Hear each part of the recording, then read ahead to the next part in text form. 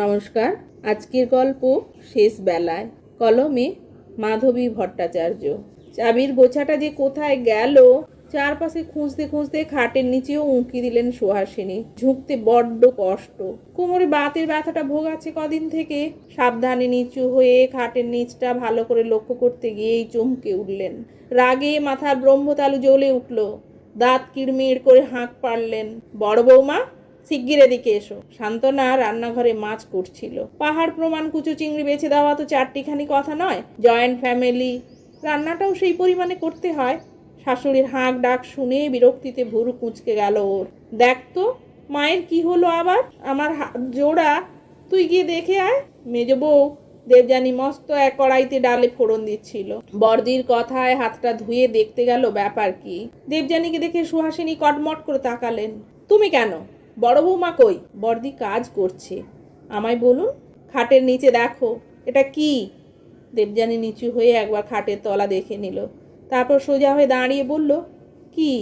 কিসের কথা বলছেন? চোখের কি মাথা খেয়েছো? ওটা কি?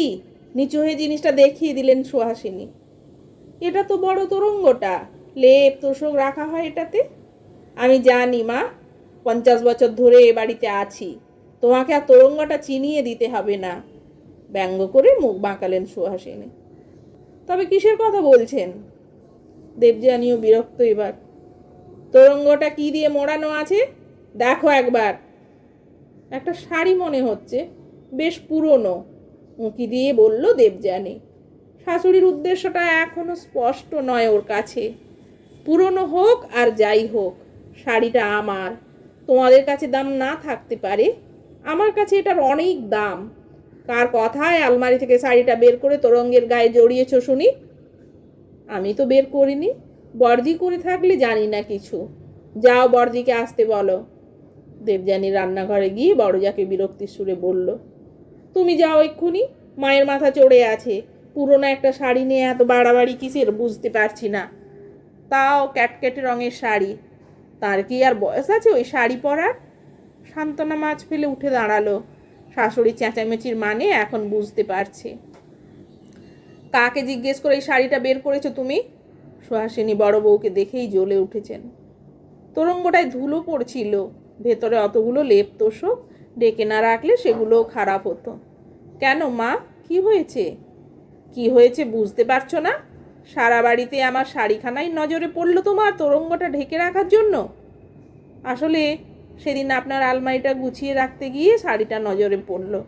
কত পুরনো, জায়গায় জায়গায় ফেঁসে গেছে, পোকায় কেটেছে। এটা রেখেই বা কী করতেন? আমাকে জিজ্ঞেস করেছো একবারও? এক্ষুনি শাড়িটা আলমারিতে ঢুকিয়ে রাখো। হাতের কাজ ফেলে এসেছে। শান্তনা খুবই বিরক্ত হলো। যত বয়স বাড়ছে মায়ের বুদ্ধি তত কমছে। এই অবেলায় এত ঝামেলা করছেন পুরনো ফেঁসে যাওয়া একটা শাড়ির জন্য। বিরক্ত মুখে শাড়িখানা তোরঙ্গের গা থেকে খুলে নিয়ে ঝেড়ে ঝুড়ে ভাঁজ করে আবার আলমারিতে ঢুকিয়ে রাখলো। পুরোটাই করতে হলো শাশুড়ি মায়ের কড়া নজরের সামনে। রান্না দেরি হয়ে গেল এতটা, তার আর কি। বাড়ি ছেলেরা এসে বউ আর বৌদির ওপরেই ঝাল ঝাড়বে। রান্নাঘরে গিয়ে চিংড়িগুলো বেছে নিয়ে বড়া ভাজতে বসলো শান্তনা। এক্ষুনি অশোক আর অমল খেতে আসবে। বড়বাজারে ফার্নিচারের দোকান, সেই শ্বশুরের আমল থেকে। যদিও সবার ছোট অরুণ পারিবারিক ব্যবসায় না গিয়ে চাকরি করাটাই ঠিক মনে করেছে। এত বড় সংসারে ঝামেলা অনেকটাই সামলাতে হয় বড় বউ শান্তনা আর মেজ বউ দেবযানীকে। অরুণের বউ যেহেতু চাকরি করে, তার সময় হয় না তেমন কিছু করার। অশোক আর অমল খেতে এলো বেলা বাড়লেই। রান্না শেষ হয়নি দেখে অশোক বিরক্তি চাপতে পারল না। কি করছিলে এতক্ষণ? তোমার মায়ের উদ্ভট যত কাণ্ড, তাতেই তো দেরি হয়ে গেল। ঝাঁঝিয়ে উঠল শান্তনা। মায়ের আবার কি হলো? অবাক হলো অশোক। একটা পুরনো প্রায় পচে যাওয়া শাড়ি নিয়ে হুলুস্থুল শুরু করেছেন। শাড়ি? কিসের শাড়ি? মা শাড়ি নিয়ে কেন ঝামেলা করবে? মায়ের কি শাড়ির অভাব? অশোক আরও অবাক। সে আমি কি জানি, ঝামেলা করলেন তো। ছাড়ো এসব, খেতে বসে যাও, রান্না হয়েই এসেছে। তখনকার মতো প্রসঙ্গটা চাপা পড়ে গেল। কিন্তু বিকেলে অরুণ আর সুমি ফিরে আসতে সন্ধেবেলা চায়ের আড্ডায় নতুন করে প্রসঙ্গটা উঠল। বড় দুই ভাই তখনও দোকান থেকে ফেরেনি। অশোক আর শান্তনার মেয়ে এবার কলেজে পড়ছে। বেশ বড় বড় হাবভাব ওর চালচলনে। গভীর মুখে চায়ের কাপ হাতে সেও আড্ডায় হাজির। ছোট বউ সুমি কথায় কথায় বলল, পুজো তো এসেই গেল, একদিন সবাই মিলে শপিংয়ে বেরোতে হবে। অরুণ ফোড়ন কাটল, তোমাদের মেয়েদের জামা কাপড়ের শখ আর যায় না, প্রতি পুজোতেই নতুন শাড়ি নতুন ড্রেস কিনতেই হয়। কই, আমি মেজদা বড়দা তো অমন করি না। সঙ্গে সঙ্গেই হৈ হৈ করে উঠল তিন বউ একসাথে। নতুন নতুন শাড়ি কেনার আনন্দ কি সেটা তুমি বুঝবে না। আমাদের মেয়েদের শাড়ির প্রতি বড্ড মায়া, অনেক বয়স পর্যন্তও সেটা থাকে। এমনকি পোকায় কাটা শাড়ির মায়াও কেউ কেউ ছাড়তে পারে না। কথাটা বলে রহস্যের ভঙ্গিতে হাসলো বড় বউ সান্ত্বনা। অরুণের ভুরু কুঁচকে গেল। সুমিও জিজ্ঞাসু দৃষ্টিতে তাকিয়ে আছে। হাসতে হাসতে দুপুরে ঘটে যাওয়া কাণ্ডটা খুলে বলল সান্ত্বনা। বড় নাতনি ঝিলিক হাসতে হাসতে বলল, ঠাম্মা ছিঁড়ে যাওয়া শাড়িটাও আলমারিতে ঢুকিয়ে রেখেছে। আমি তো ড্রেস পুরনো হয়ে গেলেই শিখা মাসিকে দিয়ে দিই ওর মেয়েকে পরাবে বলে। তাও তো ঘন লাল রঙের শাড়ি, তোর ঠাম্মা এটা পরবেও না, তবু এত অশান্তি করলো দুপুরবেলা। হাসতে হাসতে বলল মেজ বউ দেবযানী। মাকে নিয়ে এত হাসাহাসি পছন্দ হলো না অরুণের। সে ঝিলিককে ধমক দিল, তুই চুপ কর, ঠাম্মা তোর ইয়ার্কি পাত্রী নয়। তোমরাও বৌদি আশ্চর্য, বুঝতে পারো না মায়ের বয়স হয়েছে, এই বয়সে কত কি খেয়াল চাপে মাথায়, এ নিয়ে এত হাসাহাসি কিসের? অরুণের বিরক্তি দেখে চুপ করে গেল সবাই। সেই মুহূর্তে বাড়ির ওপর তলার পূবের ব্যালকনি সংলগ্ন ঘরটায় বসে স্বামীকে রাতের বরাদ্দ দুধ খই খাইয়ে দিচ্ছিলেন সুহাসিনী। গত 6 মাস ধরে বিছানায় শয্যাশায়ী অগ্নিশ্বর বড় ধরনের স্ট্রোকে শরীরের বাঁ দিক অসাড় হয়ে গেছে। স্বামীর দেখাশোনা নিজের হাতেই করেন সুহাসিনী। খাওয়ানো শেষ করে জল দিয়ে স্বামীর মুখ মুছিয়ে দিলেন।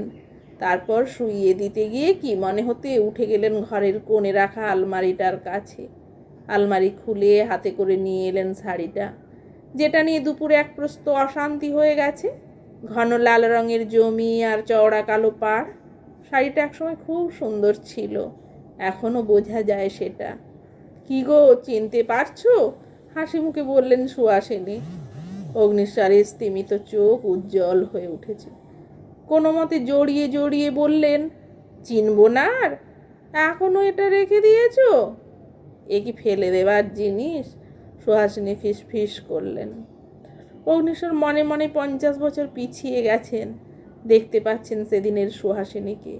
বিয়ের পর প্রথম পুজো, 18 বছর বয়সের নতুন বউ সুহাসিনীর চোখে কত স্বপ্ন। স্বামী না জানি কি উপহার দেন। তখন স্কুলে চাকরিটায় আছেন অগ্নিশ্বর, মাইনে একেবারেই অল্প। বিধবা মা, ছোট বোন আর বউকে নিয়ে সংসার। মাইনের টাকায় ভালো করে চলে না। এক বন্ধুর পরামর্শে চাকরি ছেড়ে দিয়ে ব্যবসা শুরু করবেন বলে টাকা জোগাড় করছেন হন্যে হয়ে। পুজোর কেনাকাটার কথা মাথাতেই নেই। অপেক্ষা করতে করতে যখন সুহাসিনী দেখলেন স্বামী কিছুই বলছেন না, লজ্জার মাথা খেয়ে বলেই ফেললেন, পুজোয় কিছু কিনবো না। এবারেরটা একটু ধৈর্য ধর লক্ষ্মীটি, ব্যবসাটা শুরু করতে টাকা দরকার, তাই কেনাকাটা করার ইচ্ছে নেই এবারটা।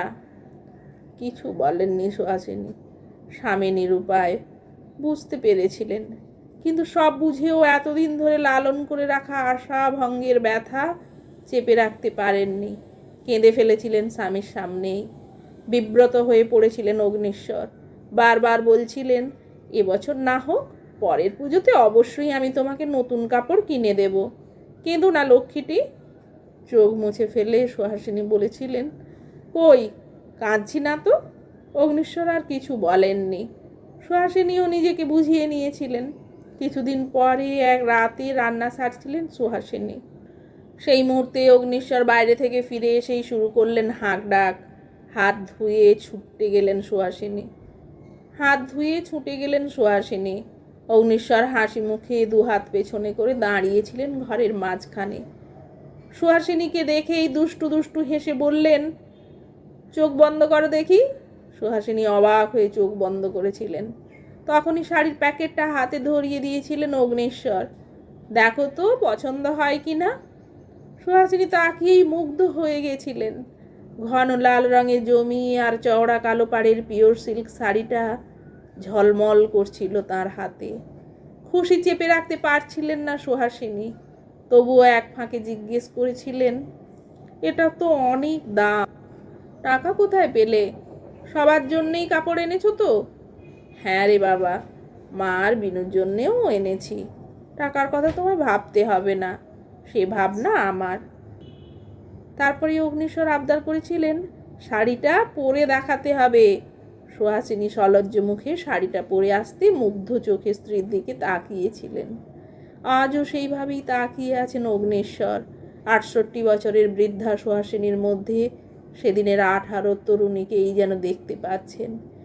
এক মাথা কালো চুলে ঘেরা ঢলঢলে সেই মুখ, ডাগর কালো চোখের সেই বিদ্যুৎ, সেই মুখ কি কখনো ভোলা যায়?